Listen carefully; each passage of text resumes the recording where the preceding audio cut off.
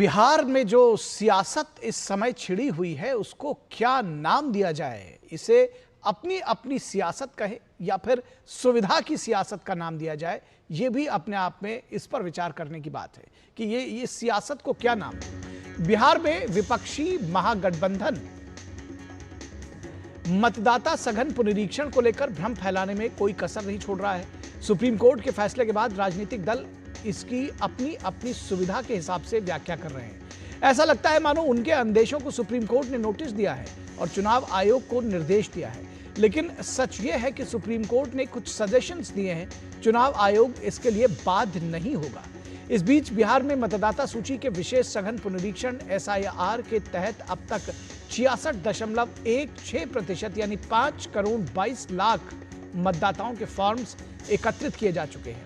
अब तक 7 करोड़ 89 लाख पंजीकृत मतदाताओं में से 5 करोड़ 22 लाख एम्यूनरेशन फॉर्म्स जमा हो चुके हैं। तो आप समझ सकते हैं कि कितनी बड़ी संख्या में इस चीज को कर लिया गया है। आयोग के मुताबिक फॉर्म जमा करने की अंतिम तिथि 25 जुलाई है और मौजूदा रफ्तार को देखते हुए कार्य समय से पहले पूरा होने की संभावना है। सवाल यह है कि चुनाव आयोग के कुछ सत्यापन को लेकर जो भ्रम फैलाया जा रहा है उसकी जमीनी स्थिति, उसकी जमीनी हालत क्या है। जो दल मतदाता पुनरीक्षण को मीडिया में जिसका मुखर विरोध कर रहे हैं, जमीन पर उनके सबसे ज्यादा BLA यानी बूथ लेवल वर्कर्स जो हैं उन पार्टीज के, वो इस काम को पूरा करने में जुटे हुए हैं।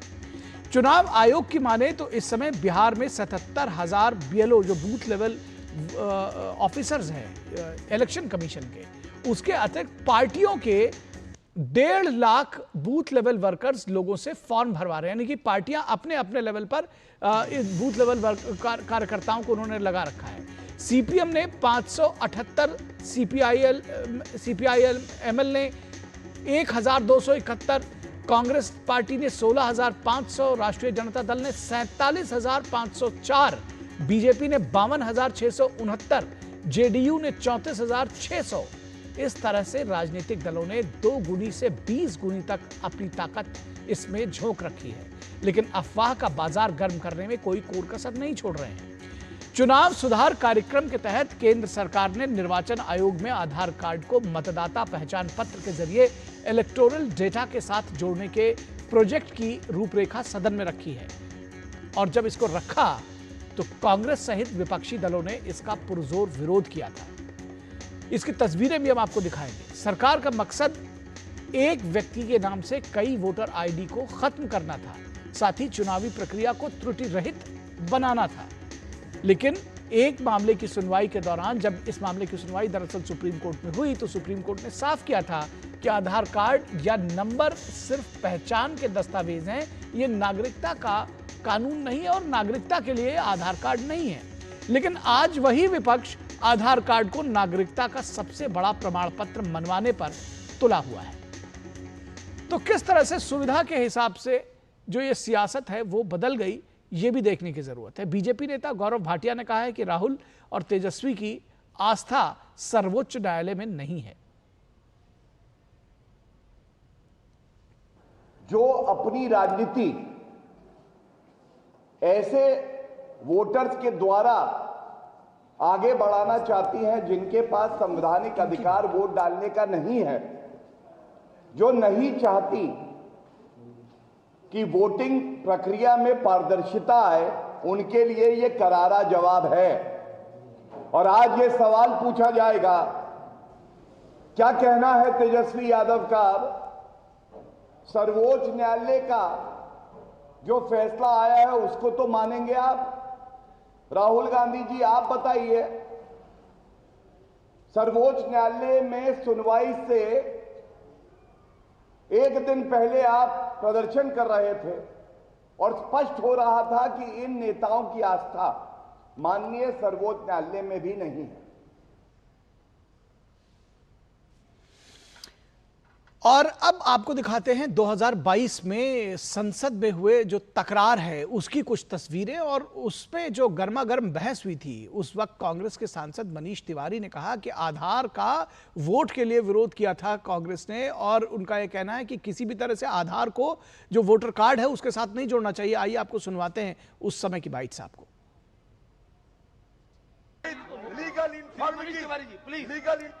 Mr. Chairperson, sir, the Aadhaar Act does not allow for the linking of the Aadhaar number to the electoral roll. The Aadhaar Act is very explicit. It is an act which is for the targeted delivery of financial and other subsidies, benefits and services. Voting is a legal right. चुनाव में vote देना एक legal अधिकार है और इसलिए ये जो आधार एक्ट है इसके लेजिस्लेटिव कॉम्पिटेंस के बियॉन्ड है। इसलिए हम इस विधेयक के इंट्रोडक्शन का विरोध करते हैं और मंत्री जी से ये दरखास्त करते हैं कि इस बिल को वापस किया जाना चाहिए because it is beyond the legislative competence of the government. और आरजेडी नेता मृत्युंजय तिवारी ने कहा था कि अगर चुनाव आयोग पर सर्वोच्च न्यायालय में भी वो सवाल खड़े कर रहे हैं। 28 तारीख को इसका फिर सुनवाई होना है, मजबूती के साथ और तथ्यों के साथ उस दिन अपना पक्ष रखेगी इंडिया गठबंधन के अधिवक्ता। लेकिन ये तो जो सवाल खड़े हो रहे थे चुनाव आयोग की मंशा पर, ये तो माननीय सर्वोच्च न्यायालय में भी बहस के दौरान इस बात पर चर्चा हुई और सवाल खड़े हुए। इतना कम समय में आप कैसे इतने मतदाताओं का पुनरीक्षण कर सकते हैं, पहले ही क्यों नहीं शुरू किया? तो दरअसल मृत्युंजय तिवारी ये बताने की कोशिश कर रहे थे कि किस तरह से जो पुरानी बात थी उससे और अब में जो यू टर्न मारा है वो सभी को देखना चाहिए। और इस पूरे विषय पर चर्चा के लिए हमारे साथ 3 खास मेहमान जुड़ रहे हैं, उनसे आपका परिचय करा दें। हमारे साथ धनंजय गिरी जो कि बीजेपी के नेता हैं, बीजेपी के प्रवक्ता हैं, हमारे साथ जुड़े हुए हैं। संदीप त्रिपाठी जो कि कांग्रेस के नेता हैं, कांग्रेस का पक्ष रखेंगे, हमारे साथ जुड़े हुए हैं। और इसके साथ ही साथ विनोद मिश्रा हमारे सलाहकार संपादक जुड़े हुए हैं। और विनोद जी, आपके साथ इस चर्चा की शुरुआत करना चाहें तो दरअसल सबसे बड़ी बात ये लगती है कि जो सुविधा की सियासत है और यू टर्न मारने की सियासत है वो अगर देखा जाए तो बिहार की राजनीति में सबसे पहले सामने नजर आ रही है। किस तरह से इस पूरे प्रकरण को अगर व्याख्यायित करने को आपको कहा जाए, कैसे इसको देखते हैं? निखिल, मैं आपकी बात को सुविधा की सियासत से भी आगे बताता हूं कि ये पॉलिटिक्स में हिपोक्रेसी है। हिपोक्रेसी जब आप कहते हैं तब आप इस बात को समझते हैं कि आपके पास तर्क होनी चाहिए किसी के विरोध करने का, और उस तर्क में जब आप एक बात जब कल कहते हैं और उसी बात को लेके दूसरी बात में आप कुछ और अलग तर्क गढ़ते हैं, तो ये बात आज इस एसआईआर में देखा जा सकता है। बिहार के एसआईआर का जो आपने विरोध शुरू किया था सारे विपक्ष के गठबंधन ने, वो आशंका क्या थी, तो उस बात को लेके एक बड़ा सा आपने पटना में बिहार बंद का आह्वान किया और उस बिहार बंद के आह्वान में आपके पास तर्क नहीं थे, तो सीधे सीधे पटना को छोड़ के वो बिहार बंद का कहीं असर नहीं दिखा। आप जनता में सिर्फ भ्रम फैलाते रहे और ये भ्रम का असर ये हुआ कि इसी भ्रम को लेके फैलाते फैलाते आप सुप्रीम कोर्ट तक आए। तो सुप्रीम कोर्ट ने कहीं से भी कोई इंस्ट्रक्शन ऐसा नहीं दिया कि एसआईआर पे ये अभी इलेक्शन कमीशन जो अपनी कार्रवाई कर रही है उसको वो बंद कर दे। सुप्रीम कोर्ट ने कुछ सजेशन दिया था और उस सजेशन को लेके हम कल से देख रहे हैं कि सारे इंडिया गठबंधन के खास करके और महागठबंधन में हर पॉलिटिकल पार्टी इसको अपनी अपनी जीत बताने में लगे हुए हैं। क्या सुप्रीम कोर्ट ने इलेक्शन कमीशन को किसी कोई निर्देश दिया है? एक सजेशन दिया है और वो सजेशन के रूप में जो 11 पत्र उन्होंने मांगा है चुनाव आयोग ने, उसमें से 1-2 लोगों को शामिल करने के लिए एक सुझाव दिया है। अब इस सुझाव को मानना या ना मानना ये चुनाव आयोग पर डिपेंड करता है, ये कोई बाध्यता तो है नहीं। लेकिन इससे इंपॉर्टेंट है जो आप अभी दिखा रहे थे 2022 का ये संसद में एक बिल आया था, जो उस बिल में ये सुधार चुनाव सुधार को लेके गवर्नमेंट ऑफ इंडिया की खास करके मोदी सरकार की एक पहल थी, जिस पहल में ये किया गया था ये फर्जी वोट रोकने में क्या आधार एक सबल हो सकता है, और उसने वोटर आईडी को एपिक नंबर को आधार नंबर से जोड़ने की पहल थी। उसका सबसे बड़ा और मुखर विरोध कांग्रेस पार्टी के साथ साथ सारे पॉलिटिकल पार्टी ने की थी। उस समय उनका तर्क था कि ये आधार नंबर जो है वो नागरिकता का प्रमाण पत्र नहीं है, इसको आप कैसे आधार से लिंक करेंगे। आज आप सुप्रीम कोर्ट में तर्क दे रहे हैं कि बिहार में तो लोगों के पास आधार छोड़ के दूसरा कार्ड है ही नहीं, तो आप आधार को ही मान लीजिए उसके नागरिकता का प्रमाण पत्र। तो ये राजनीति में जो हिपोक्रेसी है वो हिपोक्रेसी कम से कम इस एसआईआर में एक्सपोज हुआ है। दूसरा इंपॉर्टेंट चीज जो आप अपनी रिपोर्ट में बता रहे थे कि जो राजनीतिक दल इसमें विरोध करने के लिए दिल्ली और पटना में मचाए हुए हैं उनके कार्यकर्ता 1% नहीं 600% वो अपने कार्यकर्ता को लगा के वहां बीएलए बना के घर घर वो लोगों से अपना मतपत्र का वो मतदाता जो सूची है उसमें कागज से लेके उसको अपलोड कराने तक की सब व्यवस्था कर रहे हैं। तो ये हिपोक्रेसी को कम से कम लोगों ने देखा है और मजबूती से इस बात को इलेक्शन कमीशन ने रखा है कि बात जो इलेक्शन कमीशन कह रहा है वही इलेक्शन कमीशन सही है। बिल्कुल। और संदीप त्रिपाठी जी आपके पास आते हैं, बहुत सारे सवाल विनोद मिश्रा जी ने उठाए हैं। आप देखिए, सबसे बड़ी बात तो ये भी है कि जिस हिपोक्रेसी की बात कर रहे हैं या सीधे शब्दों में अगर कहा जाए जिस पाखंड की बात कर रहे हैं कि 2012 में कह रहे थे कि एपिक नंबर को आधार नंबर से जोड़ने का भरपूर विरोध किया और अब कह रहे हैं कि नहीं आधार कार्ड तो इसमें होना ही चाहिए, आधार के बिना कैसे काम चल पाएगा। तो तब से लेकर अब तक कितने यू टर्न ले रही है कांग्रेस पार्टी और या ये कहे जाए विपक्षी गठबंधन, कैसे देखेंगे इसको, कैसे डिफेंड करेंगे? निखिल जी, हिपोक्रेसी को आप लेके आए जो है पाखंड तक, अब हम उसको ढोंग और दोगलेपन तक लेके चले जाते हैं। जी जी, सबका मतलब एक ही होता है। तो विनोद जी मोदी जी को दोगला कह रहे हैं, मुझे अच्छा नहीं लग रहा, 1% अच्छा नहीं लग रहा। ये बात मैं क्यों कह रहा हूँ आप समझिए। अब मोदी जी आधार कार्ड का विरोध कर रहे हैं। विनोद जी ने मोदी जी का नाम नहीं लिया है, लेकिन अच्छी बात ये लग रही मुझे कि मोदी जी को कुछ भी कहा जाए आपको अच्छा नहीं लग रहा है नेगेटिव टर्म्स में। ये मुझे अच्छा लग रहा है कि कम से कम आपको अगर प्रधानमंत्री के प्रति इतनी श्रद्धा है, आप हालांकि इसको सरकास्टिक में कह रहे हैं। जी निखिल जी एक मिनट, धनंजय जी कुछ कहना चाह रहे हैं। संदीप जी, धनंजय जी कुछ कहना चाह रहे हैं, 1 मिनट। जी धनंजय जी। निखिल जी, आदरणीय नरेंद्र मोदी सिर्फ एक पार्टी के नेता नहीं है, 140 करोड़ जनता का प्रतिनिधित्व करने वाले देश के प्रधानमंत्री हैं। और कोई भी व्यक्ति जो पद पर हो उसकी पद और गरिमा का सम्मान होना चाहिए। अगर निजी फ्रस्ट्रेशन है किसी को तो अपने निजी फ्रस्ट्रेशन को अपने घर पे रख के आए। अगर आप नेशनल चैनल पर बात कर रहे हैं, आप आरोप लगाइए, खुल के लगाइए, जितना लगाना है उतना लगाइए, लेकिन शब्दों की गरिमा और उसका मर्यादा का ध्यान रखते हुए आप 140 करोड़ आवाम के प्रतिनिधि स्वरूप नरेंद्र मोदी पर बात कर रहे हैं, तो कम से कम शब्दों की गरिमा का ध्यान हो गया।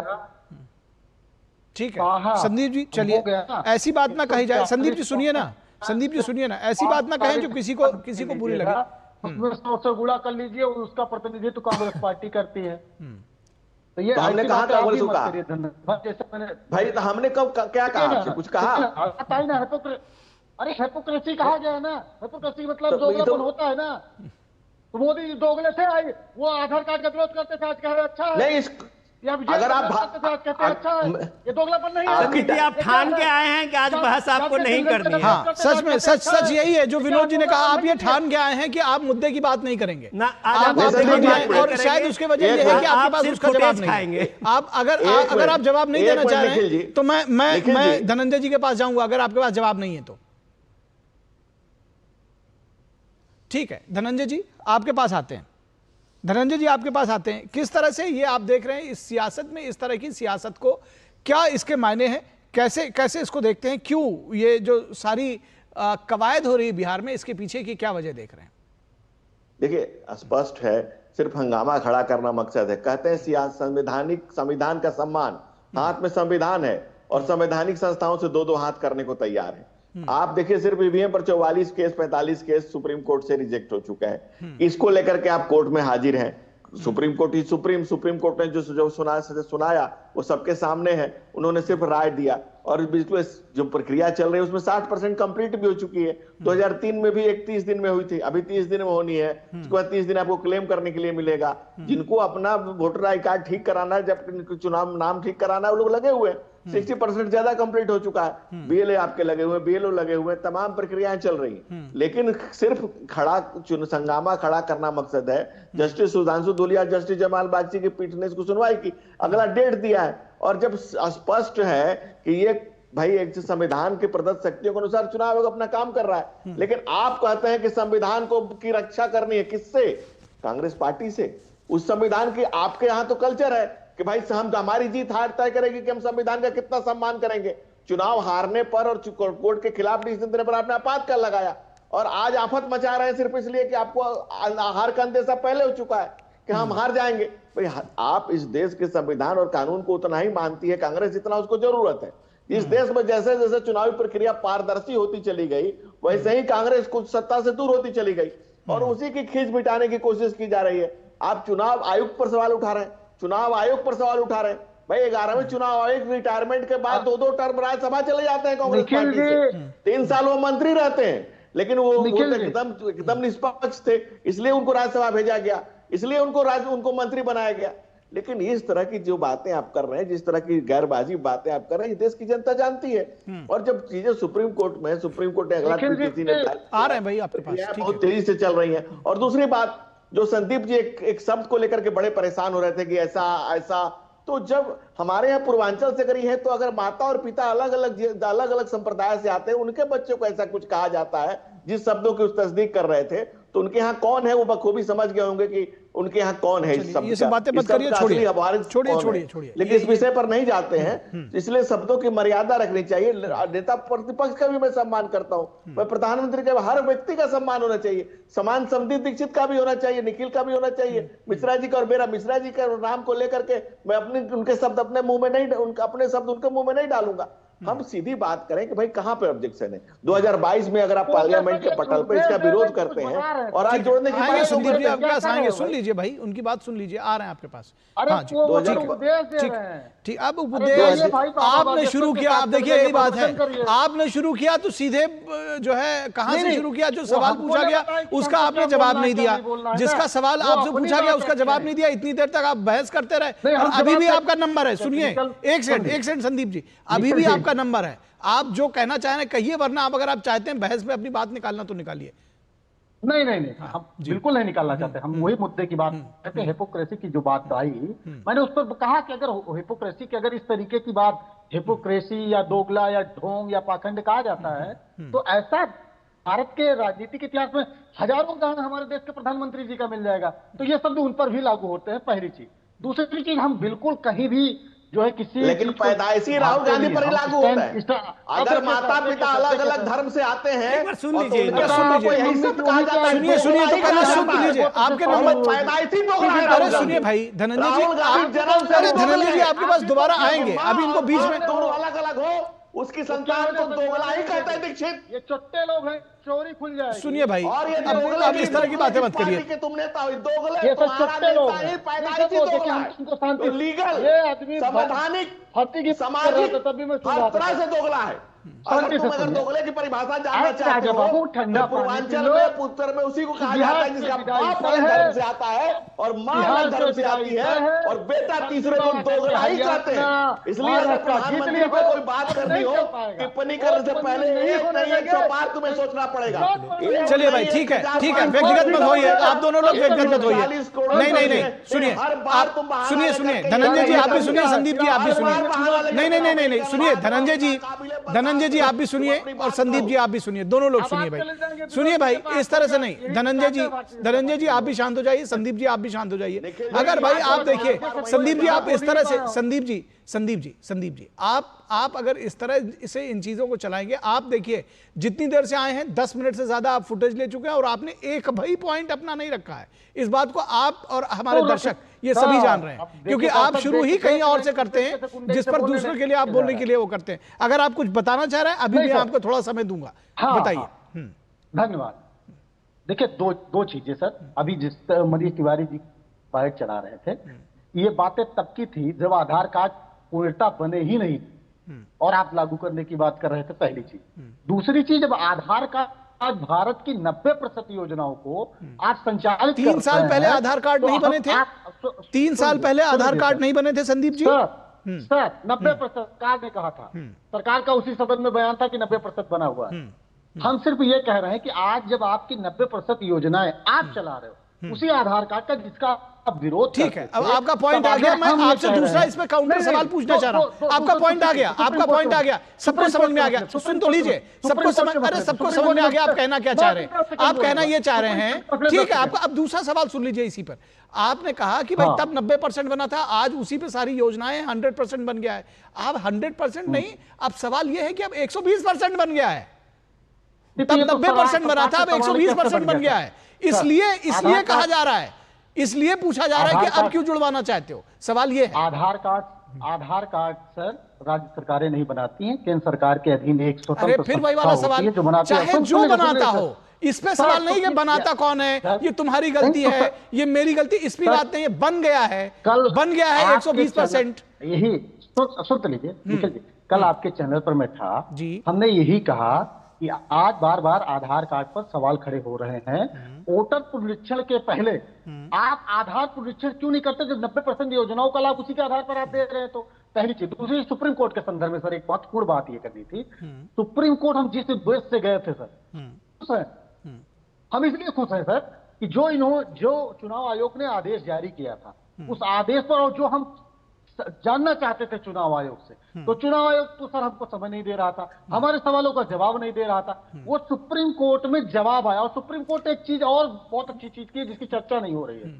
सुप्रीम कोर्ट ने कहा कि चुनाव आयोग हलफनामा दे कि एक भी वोटर छूटने नहीं पाएगा। सर जब आप हलफनामा चुनाव आयोग दे देगा, ठीक है, तो आप सेटिस्फाइड हो गए ना? सुनिए, ठीक है, सुप्रीम कोर्ट में अब चलिए आपकी बात मान लेते हैं, आपकी बात मान लेते हैं, आपकी बात मान लेते हैं। तो अब सुप्रीम कोर्ट में कह दिया, सुनिए, तो अब सुप्रीम कोर्ट में इलेक्शन कमीशन ने कह दिया कि हाँ भाई कोई भी वोटर हम जो है फर्जी न बनेंगे न बनाएंगे। वो जो कल के सारे स्टेटमेंट्स हैं, सुनिए मैं उसमें दोबारा, अरे भाई सुन लीजिए, मैं दोबारा उसको दोबारा रिपीट नहीं करना चाह रहा हूँ। कल उस बहस में हम भी थे, आप भी थे संदीप जी, इसलिए मैं कह रहा हूं कि उसको दोबारा रिपीट नहीं कर। हमारी जो पब्लिक है, जनता है, वो भी जानती है कि सुप्रीम कोर्ट ने कल क्या कहा था। तो अब आप सेटिस्फाइड हैं, आपके लिए मुद्दा खत्म, मैं ये पूछ रहा हूं। नहीं, बिल्कुल सहमत है। अगर चुनाव आयोग जो है हलफनामा दे देता है, नहीं तो कोर्ट ने कहा है तो देगा ही, उसने स्वीकार किया देगा। और 25 तारीख तक ये सारा जो पुनरीक्षण है वो भी खत्म हो जाएगा।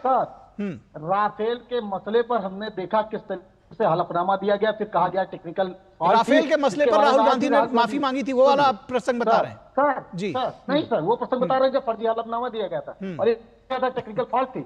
अरे ये भी क्या बात कर रहे हैं, कहाँ की बात क्या कर रहे हैं? विनोद मिश्रा जी, विनोद मिश्रा जी के पास जाएंगे। विनोद मिश्रा जी, आप ही के बात में थोड़ा वैल्यूएशन कर रहा हूँ। देखिए ये सब जो इतना लंबी भूमिका बना रहे हैं ना, इसके पीछे यही कहा जाता, यही हम लोगों ने पहले चर्चा की थी। आपके पास तर्क नहीं है। राहुल गांधी के जो पटना में ये जोरदार प्रदर्शन हुआ था, उस प्रदर्शन में उनका तर्क था कि महाराष्ट्र में जो बेईमानी हुई है वहाँ के चुनाव, असेंबली के चुनाव में, वही बेईमानी हम इस बात के लिए रोकने के लिए आए हैं। तो क्या आप एक मिनट सुन लीजिए, दूसरों का भी सुन लीजिए सर। अरे सर सुन लीजिए, दूसरों का भी आप सुन लीजिए। महाराष्ट्र की बात करते हैं तो जो इलेक्टोरल रोल के लिए, सुनिए आप बहुत कर लीजिए सर, एक मिनट आप सुन लीजिए। दर्शक को कुछ नया भी वैल्यू एडिशन होने दीजिए कि खाली आप ही के बात सुनेंगे। तो महाराष्ट्र की बात जो सवाल, एक मिनट सुनिए तो सही। महाराष्ट्र में जो उन्होंने इलेक्टोरल रोल पे सवाल उठाया था, और आज तक राहुल गांधी नंबर्स दिए जा रहे हैं, कभी 70, कभी 75, कभी 90, कभी 1.5 लाख, पता ही नहीं चलता है कि उनका नंबर कहां तक जाएगा। ये कहने से नहीं होगा। अब सुनिए तो सही। वही नंबर को अगर ठीक करने के लिए इलेक्शन कमीशन ने इस SIR को लाया है। और जहां तक बात है, आप लोग जो भ्रम फैला रहे हैं कि चुनाव आयोग का ये काम नहीं है नागरिकता साबित करना, नागरिकता ये बताना, ये होम मिनिस्ट्री का काम है। सुनिए, सुप्रीम कोर्ट ने नहीं कहा है। आर्टिकल देखिए, यही लोगों में आप भ्रम फैला रहे हैं। सुप्रीम कोर्ट में ऐसा कोई ऑर्डर नहीं है। हम लोग पब्लिक ब्रॉडकास्टर है, सुन लीजिए, हम लोग पब्लिक ब्रॉडकास्टर है, हमारा काम होता है जो भ्रम आप फैला रहे हैं भाई, ये बात आप लोगों ने कही है। निखिल एक मिनट, उस सियासत के उस भ्रम को दूर करना। सुप्रीम कोर्ट क्या संविधान ने चुनाव आयोग को आर्टिकल 326 याद कर लीजिए, उसमें चुनाव नागरिकता के मामले में नहीं, सही नागरिक के बारे में जांच करने का अधिकार दिया है। और सही नागरिक ही वोटर होगा, यह जिम्मेदारी सिर्फ चुनाव आयोग का है। और सही नागरिक कौन होगा, यह जब SIR की बात चुनाव आयोग करेगा, तब आप उसको लेके होम मिनिस्ट्री, सुप्रीम कोर्ट, बला बला उसको एक तरह का एक भ्रमित करने की कोशिश करते हैं। जो एसआईआर है, उस एसआईआर में पहचान आपको साबित करना है कि आप यहाँ के नागरिक हैं, ये आपका ऑनस है, आपको साबित करना है। आपको कुछ पेपर मांगेंगे 2003 में, सुन लीजिए जो आप लोग भ्रम फैला रहे हैं, 2003 से पहले 2003 में इसका एसआईआर हुआ था, सेकंड प्रेडिक्शन हुआ था बिहार में। सुप्रीम कोर्ट चुनाव आयोग कह रहा है कि 2003 तक के जो लिस्ट है उसने अपलोड भी किया है, वो उसमें आप देख लीजिए इलेक्शन कमीशन के साइट पे, उसमें किसी को भी कोई पेपर देने की जरूरत नहीं है। 2003 के बाद कितने मतदाता मर गए, कितने मतदाता नए उसमें जुड़े हैं, उनकी क्या पहचान नहीं हो? 66% 56% इलेक्टोरल रोल में अगर नए मतदाता जुड़े हैं, और इस फर्जी वोट के लिए राहुल गांधी जब आंदोलन करते हैं तो इतना तो सब्र करना चाहिए या तर्क होना चाहिए कि महाराष्ट्र में गलत तो बिहार में ये क्या, ये अगर सही करने की कोशिश हो रही है तो ये क्यों गलत हो गया? आपके पास तर्क नहीं है, इसलिए आप जनता के पास में कोई मुद्दे लेके नहीं जा पा रहे। नहीं, सुन लीजिए आंसर दे देता हूँ, पूरी बात जितना बोला 10 सेकंड मत लूंगा साहब। हम सिर्फ ये कह रहे थे कि 2024 के बाद महाराष्ट्र में इतने वोट जुड़े, हम यहाँ पर कह रहे हैं कि 24 वाले को हम वहां भी सही मान रहे थे और यहाँ भी हम सही मान रहे हैं। 24 वाला तो भाई इलेक्शन कमीशन ने ही वोट जोड़े होंगे, जिनको जोड़ा इलेक्शन कमीशन, बीएलओ ही फॉर्म जो है सबमिट करता है, बीएलओ ही वोटर बनाता है। अगर फर्जी वोट जुड़े हैं तो फिर मुकदमा होना चाहिए उस बीएलओ के ऊपर, वो चुनाव अधिकारियों के ऊपर जिसने फर्जी नाम जोड़े हैं। बात करते हैं, हम तो 24 वाले को सही मान रहे थे, वहां भी यहाँ भी। ठीक है, आपका पॉइंट आ गया, समय बहुत कम है। धनंजय गिरी, जो बात कही जा रही है कि दरअसल कांग्रेस या विपक्ष, जो आप लोग का कहना है कि एक नैरेटिव सेट कर रहा है और ये उनको हार का अंदेशा, इसलिए ऐसा वो कर रहे हैं, कैसे निपटेंगे इस नैरेटिव से, जिसको आप नैरेटिव कह रहे हैं? वो उनके लिए मुद्दा है, आप उसको नैरेटिव बता रहे हैं, कैसे निपटेंगे इससे? निखिल जी, जस्टिस सुधांशु धुलिया और जस्टिस जयमाल बागची की बेंच ने दो बातें कही।